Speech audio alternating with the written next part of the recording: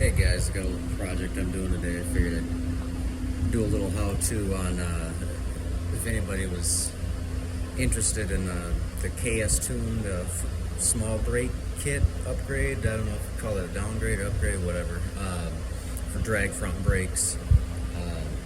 I'm actually just cleaning mine up, but I figured just a quick how-to. If you can do brake job, then obviously you can do this like stupid easy, but here we go.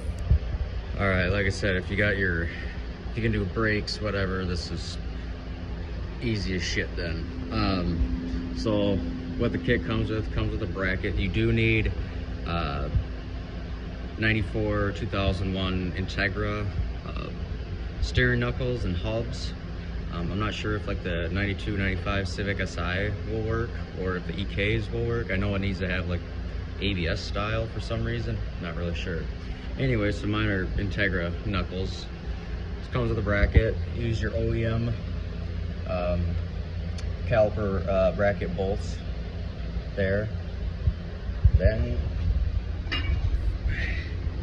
it comes with a small lightweight rotor. As you see, mine are used. It's starting to groove there a little bit. I'm just gonna clean mine up. At the last track event, they were squeaking real damn bad after each pass. So the kit comes with your caliper, your pads, and your line. So it makes it super easy. So you lock in your pad with this clip. It just kind of sits on the edge of this piece sits on the edge of this to lock the pads in after you have it on. But so you can try to do this one hand. Pop this clip out, if I can even get it with one hand. Pop that clip out, and there's your pads.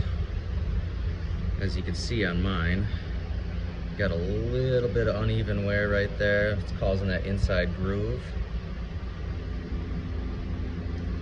A lot of brake dust already. I think there is from KS Tune, there is an upgraded pad compound you can get, but seeing this is just a couple times a year track car, I don't need to upgrade the fucking brakes on it. But I do this shit every day in a shop, so I figured a good time for a video to do, even if this was just a regular brake job or something, just a good overview on how to do it right and not have noise or weird shit going on with your brakes. So obviously everything's apart.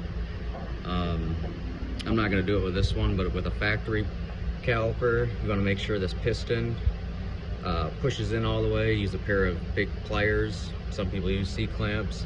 I don't like using those. Push that in, make sure that goes in all the way. Obviously check for no leaks on like your seals and stuff. You get the caliper and bracket off. I don't have my hub scrubber here, but clean the shit out of this, your hub, as best as you can. As you see, I got mine pretty damn clean without using a whiz wheel or anything. Okay, so you got that all clean. Then it's just, some people won't do it. I do it on every time. Like I said, I do this every day, no comebacks, whatever. But and I seize the shit out of it, and that just helps down the road later to no rust buildup, making weird noises and crap. Sorry if this is the background noise. My heater's running right now, so I'm gonna go ahead and finish this up, and we'll come back to it. All right. So once you get the hub anti-seized, I mean, realistically, you throw your rotor on, brand new rotor, make sure you clean it off, brake clean something. But as you see, these pads are super glazed, reflection on them and stuff. So what you can do, take your Scotch-Brite, and this is hard to do with these little ass ones, but run it on there, and I'll show you what that looks like when it's done. Okay, so it's kind of hard to pick up on camera, but you can see this is the one I haven't done yet. And it's kind of shinier glazed. This one almost looks like it's shinier on camera, but it's actually not. But it dulls it down, gets rid of all that dust. And these pads are kind of, I see why they have an upgrade when, you know, pad material's kind of flaking off or has flaking off already.